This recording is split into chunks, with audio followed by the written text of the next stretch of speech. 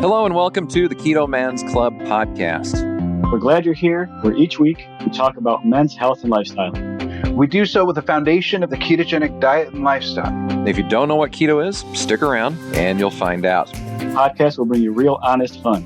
Each week we strive to uncover the tips and tricks that you can use in your everyday life to maximize your overall health. Find the clearest path to becoming the best version of yourself that you were meant to be. Hello and welcome to this week's episode of the Keto Man's Club podcast. My name is Chris, and as always, I'm joined by Jim and Alberto. How's it going, Jim? Oh, we continue on with COVID-19. Yes. The joy and happiness that it has brought to millions and millions of people. So those of you that are listening, hopefully you are enjoying a little bit of downtime, which means in turn, you might have downloaded every episode of the Keto Man's Club podcast to fill your days and nights. That's what I'm doing. There's I enough hear of it's a them. great thing to fall asleep to. There's one of our great reviewers right now, ladies and gentlemen. There's one host that just never shuts up. And he takes his shirt off all the time. Oh, Lord. You got to laugh. What else can you do? Yeah, that's all we got left, man. That's all we got left. Pretty much. Alberto, how's the automotive life? Things haven't stopped for you. No, and it's not looking like they're going to, which, believe me, I'm not complaining about. Being deemed essential infrastructure. Well, we still get to keep on working. So, I mean, lately I've only been to a handful of shops and they're all still busy. So it'll be very interesting to see, because let's face it, in these times, if, you got an insurance check coming your way and your car is drivable, you got to make a decision. You're going to take your car to get it fixed. You're just going to cash that check and hang on to the money. Yep. And I don't blame anyone for making the decision that suits them best. Yeah, that's for sure.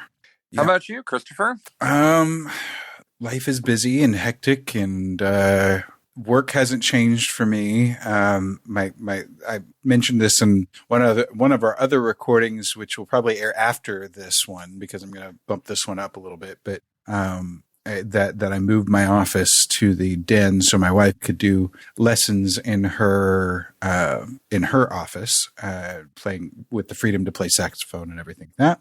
And so today was day one of that, and it was good. It was kind of a good balance between all of that. My desk location is different, but not, it's all, everything that I need is here. That was a kind of a long night getting that set up, leading into a long week of long nights, because every night this week on that one. I was mentioning before we hit record that we were that I was up very, very late doing video editing for church on Sunday morning, getting that done so that we could premiere it when service would normally be, and got it done. But it was a very long night. But I'm a little perfectionistic on those types of things, so can't. Yeah. Anyway, so I'm. Well, that's why we're glad you're on our team. Yes, I do the best I can. So, let's dig into some. Are there any other keto-related news that aren't COVID-19 related news? Is there a way to separate them at this point? I'm not sure. Say. I do think that I saw something in the Facebook group a minute ago, and I think that the just based off the comments that they were saying, people with an anti-inflammatory diet have a better chance of surviving. I wonder why. Kind of makes sense. Yeah, totally shocking. So anyway, enough of that. That could go down a very steep cliff that we don't want to go down. Anyway, let's dive into our shout outs of the week. Jim, who do you have for us this week?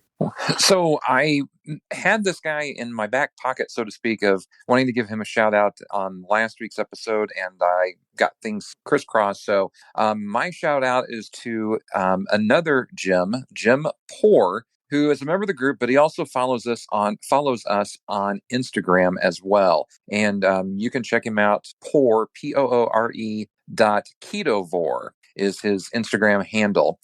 He wrote on Instagram, "I don't have many before pictures to choose from over the years. I was always the one taking the pics and never wanted or felt comfortable having my photo taken. My before pic is when I was 550 pounds, almost 8 years ago, which sadly wasn't my worst, when I reached 690 pounds a few years prior to that. My current pick, my after pick, is at 260 pounds. So there is less than half of me between the two picks. So not only do you have the difference in size, and trust me, go to Instagram, check this guy out. But dude is styling in the TKMC t-shirt as well. So congratulations to Jim Poor for truly dropping 50+% easily of his weight and keeping on with things. So congratulations to him. Very good. Alberto, who are you shouting out this week? I am going to shout out a Jim as well, our very own Jim Inman. What? I am shouting you out because you took it upon yourself to, first of all, you asked everyone how thought it was cool, but then you just went ahead and did it anyways because you're the man. Your post about members that have small businesses that might be looking for a little extra advertisement, and so you put it out in the group that if you got a small business and under the circumstances, if you want to advertise here and see if anything comes of it. And it looks like it went really, really well. I thought it was really cool, and looks like we got a lot of comments and actually some purchases between members out of that deal. So good job, man. Well, thank you. Definitely a team effort on that one. We work hard, all of us, moderators, admins, and whatnot, to make sure that we keep the flow going the right way. And this is a time where, hey, yeah, we do want to know what you do personally and professionally, and if there's something that people can help with, here we go. So thank you, Berto. Much appreciated. So I am going to shout out Carlton Scott. I actually changed my mind on this one because this one's a better one. I actually got to sit down and have barbecue with Carlton in Kansas City. He was the only person that showed up, and I hadn't mentioned it till now. I should have. So he is pretty active in the group. He's got his pictures all over the place. So I don't have any specific posts for him, but he is pretty much pure carnivore, doing his thing, and he one of his posts, I love it. It says 60 doesn't have to mean old. And he looks buff, looks fit, and healthy as compared, healthier and younger than he did in his younger pictures. And so he just look him up in the group. He's a great source of inspiration and really a great guy. So definitely someone to connect with. Well, this week we have a return guest. Not our first return guest because, well, actually, no. Were you? He was the first one on. I think we had this conversation. Don't overthink it, Chris. Don't overthink it. I'm kidding. Yeah, he's our first return guest. Yeah, something like that. Once, twice, 3 times, a return guest. We'll just say that. Yeah, there we go. Welcome, Mike Gorman. How's it going? Oh, I'm sorry. I fell asleep listening to you guys talk. I heard your voices were soothing, and you weren't lying. That was a nice little nap. I hope. Yes, I'm very much against what you were against when talking. So I'm good. I'm good. Is good a word? I don't know.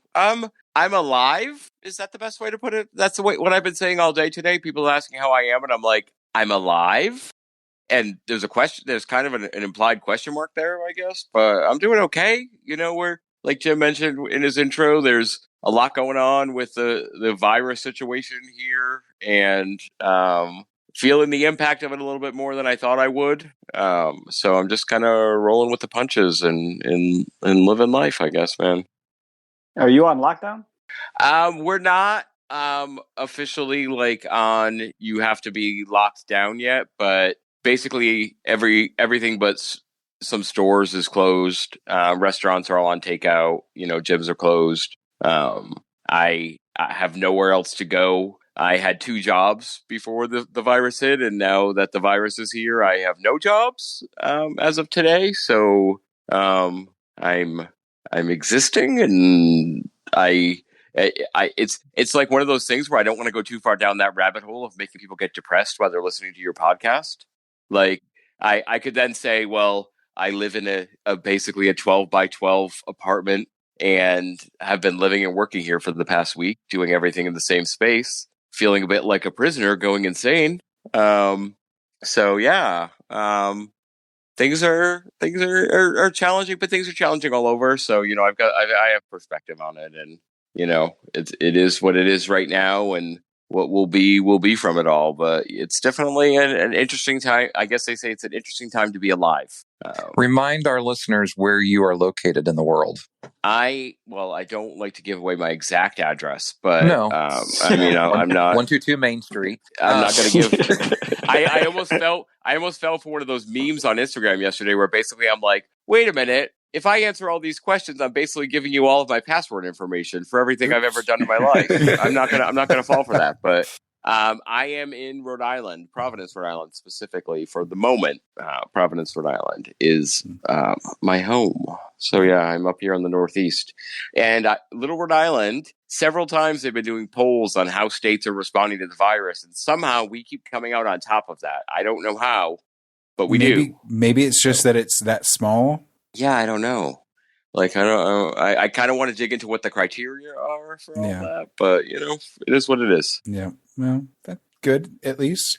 So what's going on? So there's been a lot going on with your health journey since we last spoke. You're no longer being coached with Jonathan, and, we can dig into all of that. Like, let's start at you reaching goal weight, because I don't think we talked about that. Yeah, I think our last discussion, I was still on the weight loss train. So come around the fall of this past year, it was so for those of you who have, so I'm honestly not sure how there's anyone out there who hasn't listened to my first appearance on the Keto Man's Club, because it's riveting.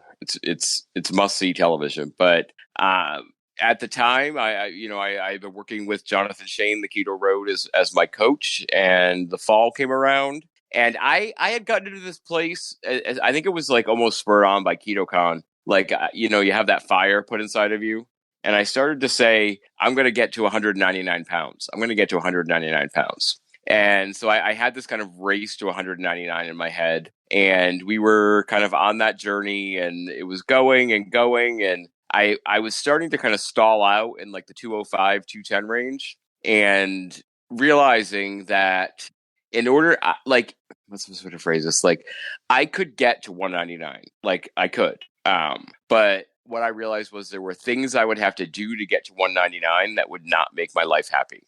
Like, I realized that I'm not trying to get on stage. I'm not a physique model. I'm not looking to, I'm not in any kind of competition along that way. And I had started to put like the pressure on myself to get there. And I had this realization one night that I was like, my body can move in ways that my body could never move. I can fit into clothing from any store.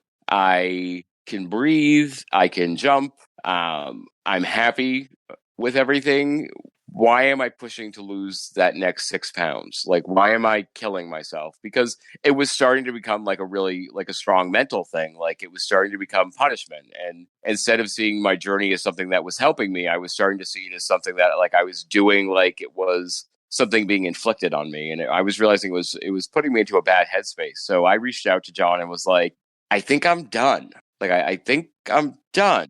And we kind of had a conversation, and he's like, well, you do realize, like, with the amount of weight that you lost, like, your body is probably holding 20 to 30 pounds of extra skin. Like, that's something, and that's even something that my doctor has, verified from his examination. Like, so in theory, am I 205 pounds or am I 190 pounds or whatever, I would be if they cut the skin off my body? Like, I had to realize that, was I trying to get to a place that just wasn't going to be great for me at that moment? So we started working on reverse dieting and spent, most of November and December. I like big dramatic moves. I like to have a little flourish to what I'm doing. So we ended our coaching relationship at midnight on December 31st.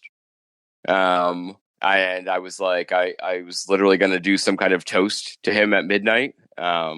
And, since then I've got my goal for this year is, I've said several times to different people, is I want to master maintenance. I think I've had some people kind of come at me about that not being as specific of a goal as they would like, or as challenging as people think it would be. And I'm like, look, I'm 46 years old and I have never kept my weight in the same range for more than a month ever in my life, ever. So, except when I was heavier, when I wasn't caring about it. So for me to reach a goal weight, kind of get down to that point where I can say I'm at a goal weight, whatever it is, and try to work on staying there is kind of a whole new adventure that I'm on at this point. That's awesome, man. So, congratulations on that. I could keep talking. I don't know if I should keep talking or if I should, No, you just woke me up from my little nap. So I know, right? I figured you guys were going to sleep now. But so are you still tracking your food? Yeah, here's the interesting thing. Now we start to segue into kind of like what's going on with the world now. And so before any of this virus mess started, had some issues going on in my family, some illness and some kind of things that were, stressful happening there. And then I came home one day and had a letter on my door from my landlord basically saying, I'm trying to sell the house. There's someone coming to do a home inspection in 4 days. You need to be out of the house, yada, yada, yada, like all this. I live in a 10 apartment building, an old building here in Providence. And so they were coming to do the realtor inspection. And so now all of a sudden I'm like, okay, this is going to lead to one of, three things basically in my mind. Like it's going to mean they don't do anything to the building. New owners take over and raise the rent. They determine they want to renovate the building and they give us a chance to live here and raise the rent, or they decide to demolish the building and use the space for something else and there's nowhere to pay rent to. So was immediately in that place of where am I going to live and can I afford to live somewhere else and what am I going to do and how does that affect all of these things I have planned for this year? I literally, like, this is a funny thing. Like I talk about sometimes like weird coincidences happen in my life. I literally had put it out into the universe the day before that I was finally going to book a vacation to Ireland. That's something that's been a long-term goal of mine, international travel and wanting to go to Ireland, which is where, my roots are. I was pumped about it. I had ordered some some of the travel books that people recommended to me on Amazon, and I was starting to research it and was getting ready, like, I'm going to book a flight. And then I find out that I may have to move. And I'm like, okay, that puts that trip on hold. And then we fast forward another week and the virus is putting everything else on hold. And, my nighttime job was hosting trivia at local bars, and that obviously went away fast. And my daytime job is working in construction and marketing and construction, and the effects of this situation, construction isn't halted anywhere, but a lot of clients are, a lot of big clients are canceling projects and backing out of contracts and all sorts of things along those lines. So that has, threw another wrinkle into the pond. So what does this have to do with food and tracking? I'm getting there. Don't worry. I am still on track. So I go back about a week and a half, and 2 weeks ago, and I had done Carnivore February, and that was like, I had always wanted to do like a carnivore month where I wasn't tracking. So I did a month of non-track. I ate carnivore. I did no dairy carnivore, which was insane for me. And basically had an overall good experience. Like I didn't feel any of the magic that a lot of the meat warriors, talk about on Instagram or on YouTube. Like I pretty much, my carb amount had gone from 15, 20 total carbs to 0, basically. So my carb amount hadn't really changed that drastically. So I wasn't feeling this insane hormonal change in 30 days or anything along those lines. But the thing that I did have happen was I realized that by eating that way, I could eat intuitively and have control. And working on intuitive eating has been one of my big goals for this year in maintenance. And so I got a little cocky coming out of that. And I thought, well, I can do keto intuitively. Like, let me reintroduce all these foods and do that intuitively. And that kind of spiraled out of control a little bit, like leading to me thinking I can keep keto ice cream in the house and eat that intuitively and keep Lily's chocolate around and order Chalk Zero and things along those lines. And it kind of all came to a head last week where I realized, like, wait a minute, what the heck are you doing? Like you're not in control. You're letting this kind of be something that is not what you want it to be. Let's face facts that you're not ready to approach having all of these foods in your face intuitively yet. Like you're not there. So I kind of reined in, took the reins again, I guess is a better way to put it. And over the past week, I've gotten back to tracking and gotten back to, following something that's a little better for me on the mental control side. So that gets us to today, I guess. So what were some of the lessons that you learned about yourself in this last month of the doing things a different way than what you've been coached and doing for so long? What did you find out, good and bad, about the process? Well, one, I learned that like all the what I thought were healthy coping mechanisms I put into place are very easily pushed out the window when I make the decision to push them out the window. Like the support system, even the listening to my body, like all of those things. It's so easy to flip those switches again. Like it's one of those things where you can have one day where everything is completely in control and one day where things are completely not. And I think what it goes back to for me is like, there's no magic when it comes to addiction. Like there is no one and done. There is no like, okay, this is the right tool at this, that'll work forever in the same place. Like I still think there's a way for me to work on, introducing the concept of intuitive eating into my life, because I don't feel like I don't think I could live happily tracking every gram of food for the rest of my life. Like, but I do need to look at it from a more methodical place. Like, I think what I need to do is the lesson I learned is that I need to pay attention to the lessons that I've learned. Like what I've done over the past couple of years hasn't just been about losing weight. It's been about learning about my relationship with food and different tools I can use to affect that relationship and affect my control of that food, and taking those reins, a little harder in hand at times when needed, and allowing for the fact that the stress that I've been under is overwhelming, and admitting that and talking to people about it instead of just internalizing it and not facing it. Mm-hmm. If that makes any sense. It does. It does. And I think like the big thing, like, because I get messages a lot from people that are like, you make this look so easy, or like your journey has been, I wish I had the same motivation that you do. And like, that's kind of why I've been wanting to share like with people. Like I've started talking on Instagram about like what I've been going through, because I want people to realize that even when you quote unquote get to goal, that the challenges don't really change. Like they can take on a different form at different times, but the challenges are still there. Like, especially if you're trying to heal like a really disordered relationship with food, like it's easy to fall back into older patterns. And I think the difference this time is that I'm aware of it and I'm conscious of when it's happening. And I am able, I have been able to, put the brakes on in those moments instead of allowing it to be something that's out of control, which is a completely different thing than how I would have reacted in the past. So there's growth and there's development, but there's still a need for that vigilance. And I think I got cocky and thought that I could let my guard down.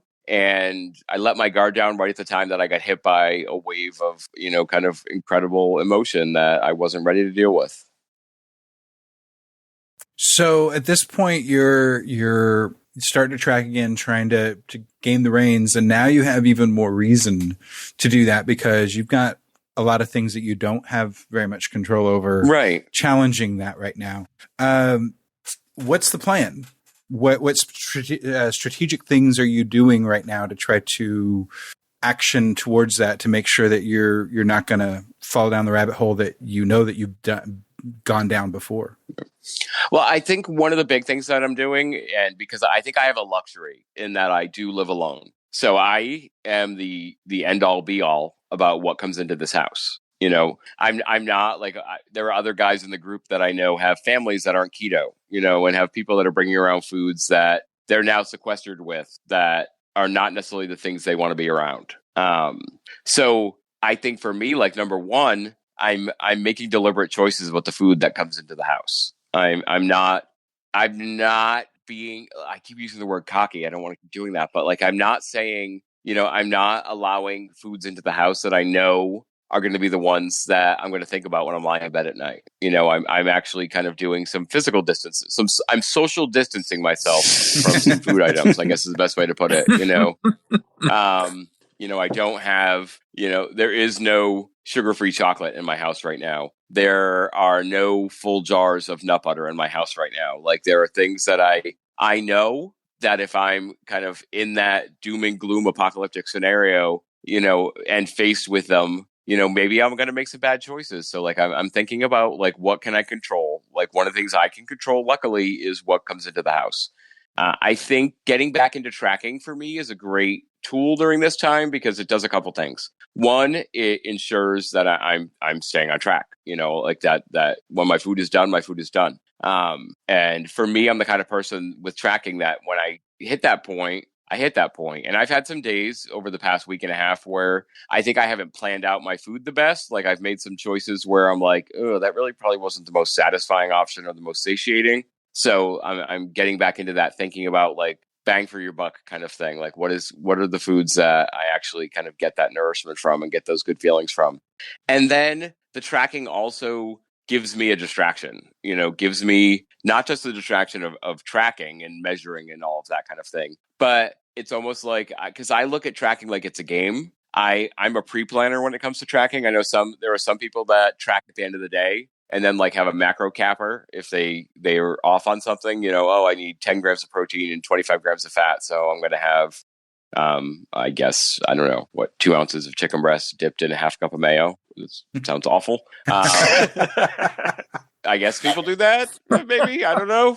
Anyone out there doing that right now? Egg salad, I think, is something people do. But for me, it allows me to kind of lay out the day. I almost play the game of like, let's see all the numbers add up. Let's hit all the boxes. Let's make sure everything's like ticked off. And I love cooking. So it also allows me to think about how I can be a little creative now that I actually have access to a stove for most of my meals, instead of just reheating things in a break room kitchen. So I'm trying to think of ways to keep my head engaged so that my head doesn't just go to that place of what's in the house that I can eat and how much of it can I eat. I'm also, I think the other plan is I'm talking about it.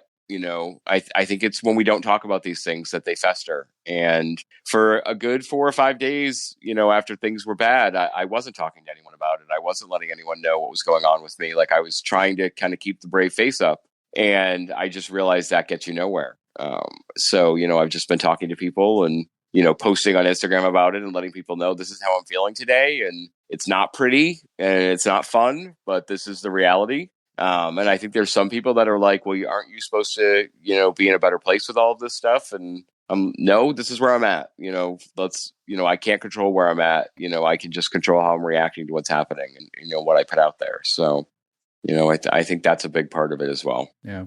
I think one of the other things that I would say from my observation that you have going for you this time that you didn't have when you regained all the weight that you did the first time was that you have a crap ton of people that would like get up in your face and say, Mike Gorman, what the heck are you doing to yourself? Stop it. If you were to even go somewhat down that path.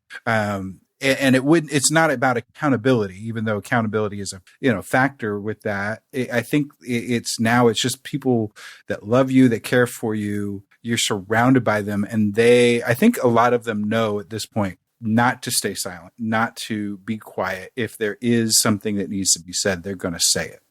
Oh, for sure. And I think that's a big part of it. Like, I think that network is a big part of it. The other thing I think that plays a role is like, I'm actively involved with coaching a group now. Like I'm working with Jonathan, co-coaching a group. And you don't think when you start a group coaching process that 2 weeks into it, the nation's going to go on lockdown and you're going to enter into this crisis point. And so now you've got all these people that have started working on a new way of eating or a new plan or getting themselves focused and getting themselves directed. And now the world's going to hell in a handbasket around them.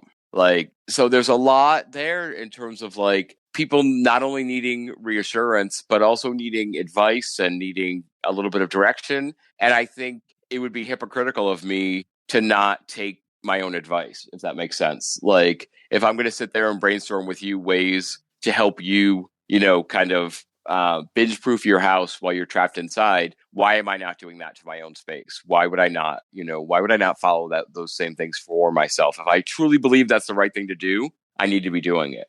So I think that's another level of that accountability that comes into play. Yeah, I was actually I had it written down on my notes here about your little collaboration with John. I mean, obviously, not going to give up details as your clients and stuff, but overall, how's that experience going? Coming from the side well, you were on, from being the coach to being the coach. It's something that I was a little nervous about at first. Like, what would it mean to be stepping into that role? And I actually had a couple discussions with different people that I respect that are coaches, about, things to think about and those sorts of pieces. And then I don't know if any of you are friends with, or, Samantha Souza. I reached out to me one day and we were talking about it, and I was saying how I'm nervous. And she's like, do you realize that what you're going to do with these people, you're already doing with people? You're just now doing it in a structured way. So get over that. Get over any of those thoughts. Like, you're giving that experience to people already. Like, now you're going to be giving it to a group exclusively. And I think Jonathan and I, like, what we put together is like a really well-directed, like, the focus of our program. It's not like a summer challenge or like a who can lose weight the fastest challenge where there's like a prize for someone that wins or anything like that. Like, our goal is to do like a 12-week guided dive into, yes, a ketogenic way of eating, but more about helping people build a sustainable plan for themselves, so that when they're not working with a coach, or when they're in a different experience or a different place, they can fall back on those skills that they've built. So, we spent a week really intensively diving into macros with them. And like, this week, ironically, the topic is activity. So we're talking about activity in the face of the coronavirus. Like, it can't be so much about, find the best local gym that's great for you, because none of the local gyms are open for anyone, so now it's about, how do you find activity that you can do that can be sustainable for you, like in the environment that you're in? Like, how do you work through that? Like, how do you help people work through that? And I think we have a really great group of people that are committed to what they're doing. So we have some really great discussions. We do lives with them, and I'm feeling great about how that's going. That's awesome. Yeah, it's a good experience. Like, for me, like, it's something where, I mean, I don't want this to sound like obvious, but I do want to transition into working, in a one-on-one coaching environment with people. Like, I feel like that's a natural progression for what I've been doing. And so this is kind of my way of kind of taking that first step there, like getting into that experience, starting to work with people, starting to offer that support, and then, getting myself ready to take some other steps as we move forward. So shifting gears a little bit. Sure. You've been on our podcast now 463 times, I think is what Chris said at the beginning. And we've been on yours three. No, I Once. don't know. Once. Lowest rated episode ever. It actually has negative listens. I'm not sure how that happens. It's like people are downloading it and giving it back. I'm not sure. Like, iTunes is like, we had to institute a return policy. Like, it's not our tunes, it's U-tunes. Yeah, like it's a little it's been an interesting journey. But yes, no, Jim, go on. You had a question. Well, I did, but you just killed everything that I wanted to say. No. Oh, dang. So tell me about how you've the Fat Guy Forum is an awesome show, and you get so many great guests and everything like that. How has your podcast evolved, and also how has it impacted you from when you started it to where you are now? Sure. Because we've talked about that, about the Keto Man's Club podcast and how the group evolved and all that great stuff. But I'm kind of curious of how your side of things has changed since you started. Oh, that's a good question. Well, one, I think especially if you listen to the early episodes, the sound's gotten a little bit better. Because the sound is awful on like my first 4 episodes. Like, it's literally painful. But I think there's a few things. Like, I think I'm getting better as a host, like in terms of getting guests to kind of communicate their stories and helping with directing that. Like, I think one of the things, so sort of to phrase this, like, I think when I first started, I think I was so honored that people were willing to share their stories with me that it was almost more like I just wanted them to talk, and I just wanted them to talk until they were done talking, even if they went in circles and weren't really kind of getting into like the meat of their story. I wanted to give them that experience. Like I think there was that part of me that was trying to be the nurturer that was like, you've never told your story before, so it's okay to kind of stay on the surface. And I think now I'm finding that I'm able to almost navigate my way through what they're talking about a little bit better, like able to come up with questions that try to push them to go a little bit deeper. I think it's important. I think one of the things that I try to stress, because I get messages all the time from guys that are like, I can't wait until I've lost enough weight so that I can come on your show. And I'm like, my show isn't about people that are all success stories. Like, if you look at the guests, there's a fair number of them that are just starting their journeys or are halfway through or lost the weight, regained the weight, and are losing it again.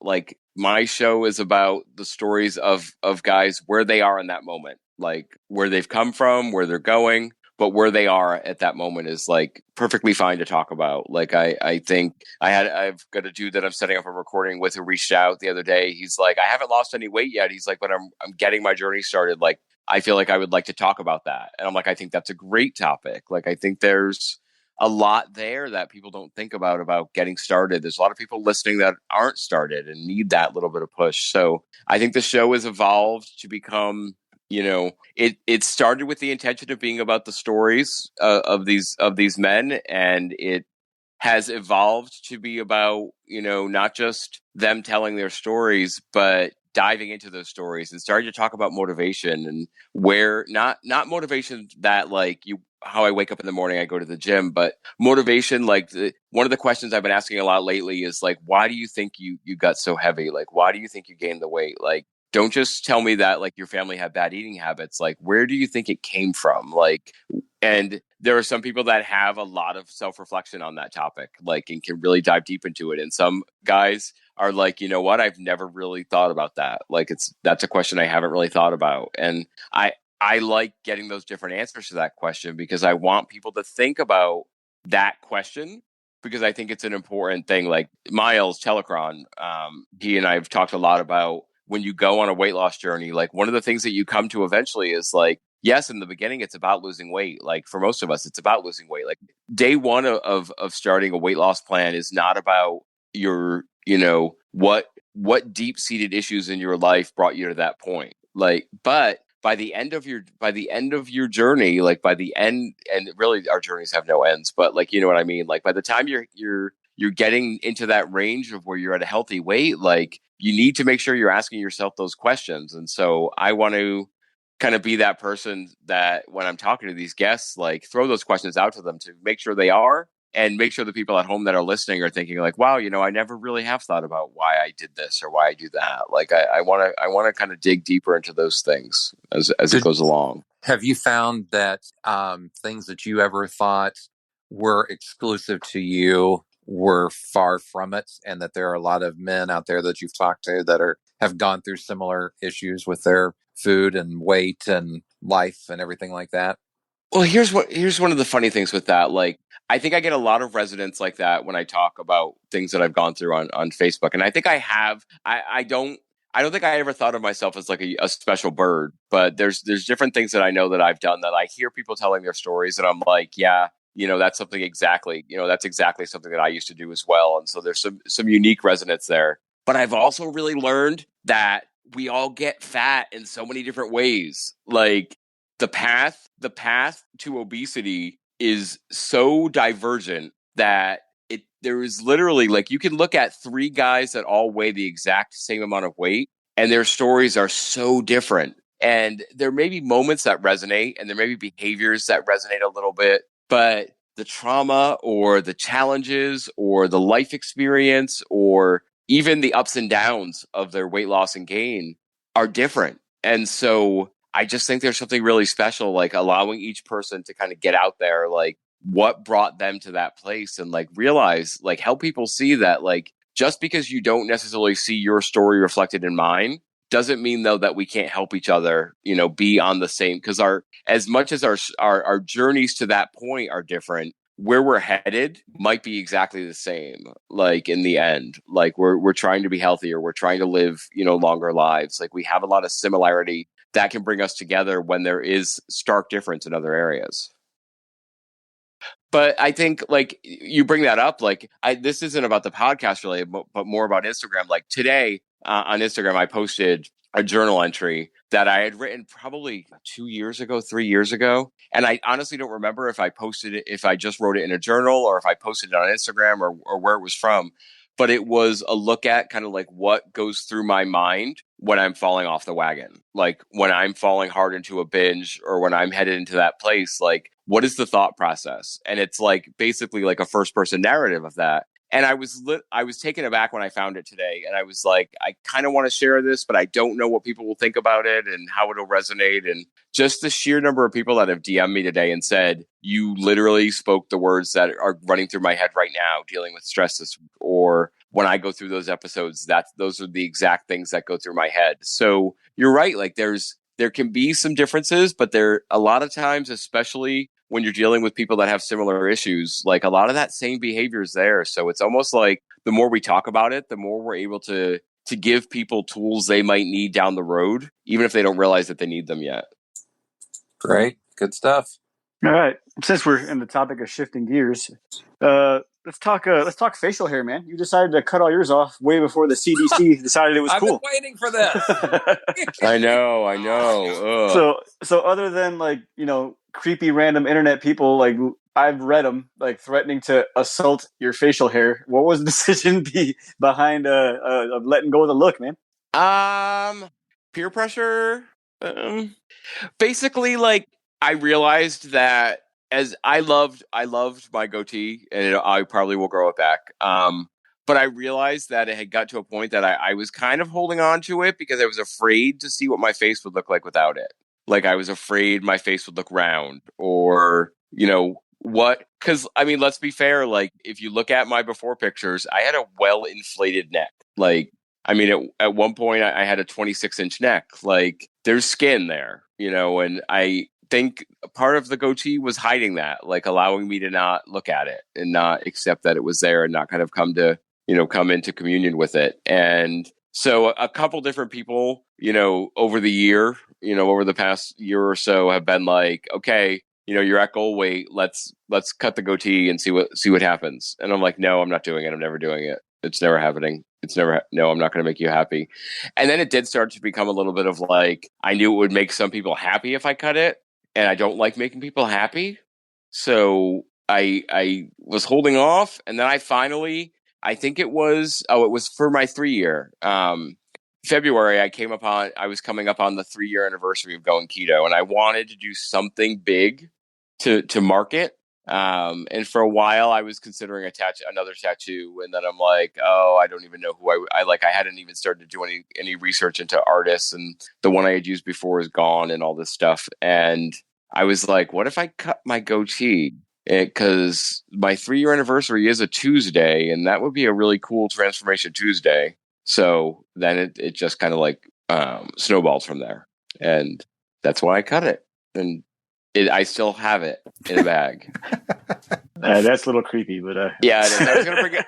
I was actually my plan was actually to bring it to I was actually going to bring it to KetoCon to creep out Aaron Dupree's wife, specifically. Yeah, because they had talked about it on one of their YouTube lives. So she had made like a crack about like saving it, and that would be creepy, and it would look like a bag of pubes and all this stuff. And I was like, I'm totally saving it, and I'm totally bringing it to KetoCon. And now that plan is possibly dashed, and I can't even, way to ruin my joke, COVID-19. Well, at this point, the current plan is if we can't have it in June, you rescheduled for later this year. Right. And it's not officially rescheduled yet or anything along those lines. Like nothing has been ruined yet. Chris from the future here. Sad to say it has been rescheduled officially at this point for June of 2021. So start making your plans. No, we were just talking about this earlier too. Like allegedly, Central Texas is announcing the mandatory lockdown. They're supposed to announce it tomorrow. Upside, as far as KetoCon goes, is that it's still really, really early to where if the plan works, it should be done and over with, and and we could all carry on in enough time for KetoCon to take place. Downside is, the whole lockdown thing. Right. And so I don't see Texas handling a lockdown well. You'd be surprised. They've been doing pretty well so far. Yeah, I mean, I guess people are kind of homesteading a little bit, but I worry. It depends on which conspiracy theorist you ask. Exactly. There's definitely two sides of the story. There's the real side, then there's the quote unquote real side. So, well, yeah, there's too many rabbit holes to go down with this whole thing. Yeah, it's a bit much. It's a bit much. And this is clearly not the podcast for that. No. Why dive into all that speculation? We are not the experts on conspiracies. Well, we just talk food. We are not experts on anything. Let's be fair. Yeah. I mean, we could end this recording and do a whole other one that could be people who know nothing talking about conspiracy theories, but I don't have time for that tonight. I'm sorry. Yeah, I'd rather not. I'm good with that because I can't think lower of most people out there. And I feel like if we start talking about that, I'll be like, "Oh, humanity!" Just to throw it out there, because on everyone's mind, like, what the hell is the deal with toilet paper? Like, I'm. It's still, the more I think about it, the more I'm battling. Like, I try to rationalize it. I'm like, this just doesn't make any sense. Flat out and simple, just doesn't make sense. Like all the things. All I will say is I'm a little over a week into being at home, home 24/7, and I had to crack into my second roll today, and I'm like, I used that a little faster than I thought. I'm gonna have to start rationing my own paper. I'm in a house with 3 girls, so. Oh, I don't know. I don't even know how you're alive right now, man. The doomsday clock is ticking when it comes to toilet paper. Understood. Well, then I mean, like, not to go off on a tangent, but my stepmother tends to be a hoarder in general of products. Like, she was shopping at like wholesale clubs before wholesale clubs were cool. And I jump on Facebook 3 or 4 days ago, and she's posting, "We've run out of toilet paper, and I don't know where there's any to find." And I'm like, "You have 2 4-year-old children at your house. How do you not have toilet paper? You are the ultimate hoarder." And she's like, "I have everything else. I just thought I had more." And I'm like, "Oh my goodness." Long story short, toilet paper has been secured. They're fine. Everything's going well. But I was literally like, "What? You're in the age group where you should be hoarding these things. I don't understand." I don't understand. I am one of those that I will just buy a case of paper product, whether it be paper towels or toilet paper off Amazon. I'll have that with my Ship Monthly, my Ship and Save, or whatever it's called. And so I have like 4 big things of it. Like, I'm toilet paper rich right now. We'll make it just fine. So I'm gonna be trading brisket for toilet paper with Chris here in about 3 weeks. I will fly down to trade for brisket, but I will say though, like, this is something interesting about the virus thing. Like, so at first, all the stuff disappearing from stores was like, there's no bread, there's no pasta, there's no rice, there's no beans, and literally the whole keto community is like, haha. All of our food is there. And then now the meat is gone. The meat's gone, people. It's back in places. Like, it comes and goes. But I'm like, we brought this on ourselves as a community. This is karma for making fun of the people stocking their dry goods. They took our meat. Like, someone came and took the meat. So let's just all hope that everyone has all the food that they need. There's a lot going on with that. But like, I don't know. I bought 90-10 ground beef this week. Ew. Yeah. It's grass-fed, grass-finished, but it's 90-10. You're going to do with that? Mix it with butter? Yeah, like, I'm not sure. Like, I actually think I might grind some bacon into it. There you go. And then make burgers. I think that's the best way to go. Speaking of grocery stores, what I found interesting was, like, our local grocery store here, who I must say HEB, when it comes to disaster management, they outperform probably any organization I've ever seen anywhere. But and they're no different. People are bought up all the stuff, and it was interesting as I was walking through there last time, looking at the meat section. I was like, okay, like, all the easy stuff, the normal stuff was gone. Yeah. But there was still piles of briskets there. There was still piles of like bone-in ham. There was still a bunch of tri-tips, a bunch of red meat. They had like whole geese. And I'm like, look, I never had a goose, but I'll tell you what, if stuff starts getting real serious and that's all that's left and no one's taking it, I'm going to learn how to smoke a goose. We're going to eat that goose. I saw someone cook who the hell, who was it? Cody. I don't think he's in the man's group, but he's a carnivore on Instagram. He smoked a goose this week and said it was amazing. I've heard good things. Yeah, so the rest was like steak. So if you got a little bit of cook in you, there's still enough food. Exactly. But like those, like, as you were saying, like, in the keto community, the vast majority of us are pretty good at cooking our own meals at this point, or getting better at it daily. My point being is, like, if you know how to cook, or at least have a basic understanding of cooking, there's plenty of food out there. If you unfortunately, are of the type that everything you eat comes out of a box, then that's where you're going to have a little more time struggling. Yeah, agreed. So we want to, of course, other than Berto and myself, well, and Jim too. Mike doesn't have anywhere to go. We still want to respect your time as best as we can, and it's getting late on the East Coast. Any other last minute questions, Jim and Alberto, before we get into closeout business? All I got to say is, so I don't get yelled at later, my mom says hi, and she's glad you're not dead. After our little episode of bidding farewell to your beard, she heard the music, and she had a mild little panic. And all she knows about Mike Gorman is that we talk about you all the time, and she cared. So you're good. She'll hear this. She'll be happy. And tell my mom, you're fine. I appreciate that. And let her know that you never know when he could come back. You never know.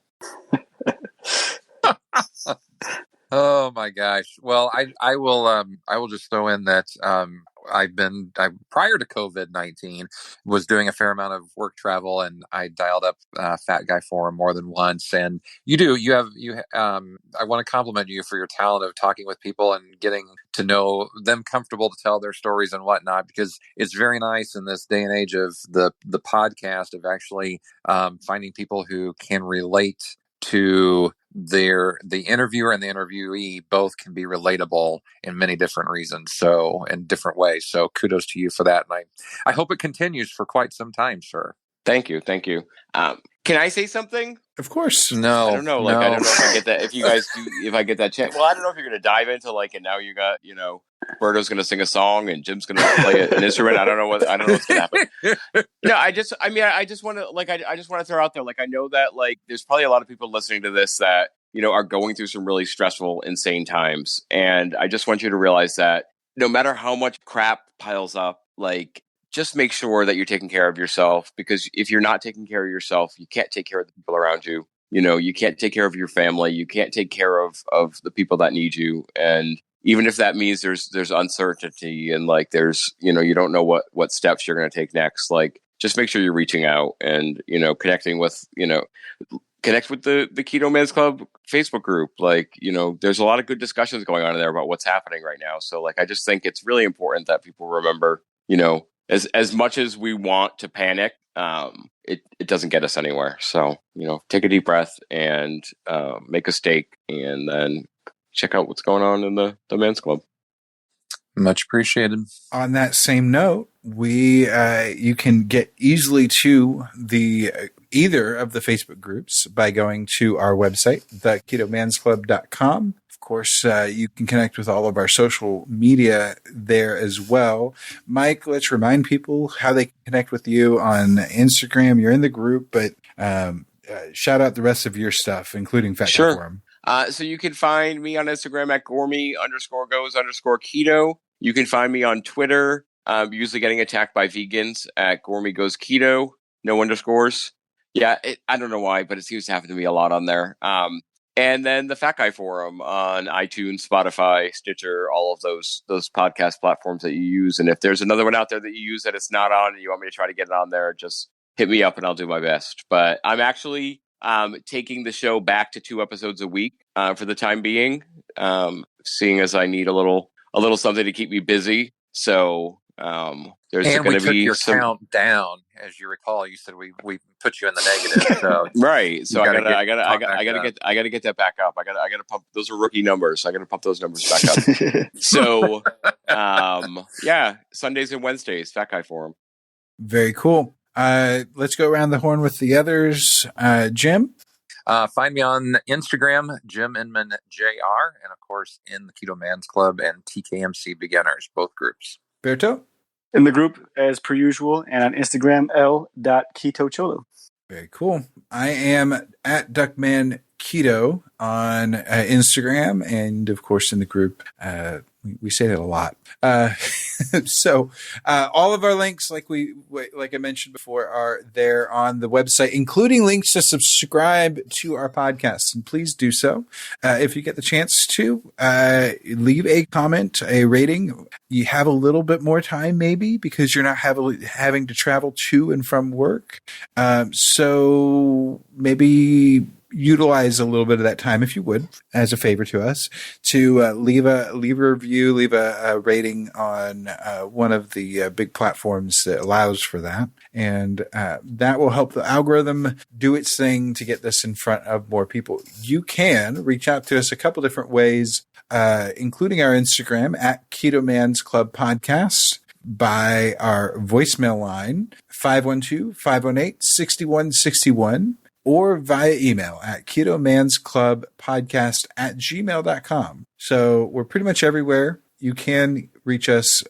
Feel free to do so. We would love to hear from you and be able to connect with you in every way possible. That is about it. Any other last minute business before I shut us down? Just everybody stay healthy. Yes. We had a little bit of a chat about that in my work team. I'll throw this in real quickly. In my work team chat, it's like, when did it become normal for us to greet each other goodbye by saying, stay healthy or whatnot? And one of my team members made the comment saying that back in probably the days of the plague, they would say, "Be thee well," and I'm like, okay. I think my way of altering that would just be well, because that's applicable whether there's a COVID-19 thing going on or not. So be well, because that sounds better. Anyway, be well, and until next time, don't forget to eat meat, lift heavy, sleep, and repeat. Thank you for joining us for the Keto Man's Club podcast. Your support means the world to us. Don't forget to subscribe so you don't miss an episode. Would you help us spread the word about the Keto Man's Club by sharing with your friends and family? We're available on all podcast platforms, so just search for Keto Man's Club and you'll find us. If you would like to connect with us, you can do so a number of ways. Our web address leads to our Facebook group, theketomansclub.com. That's TheKetoMansClub.com.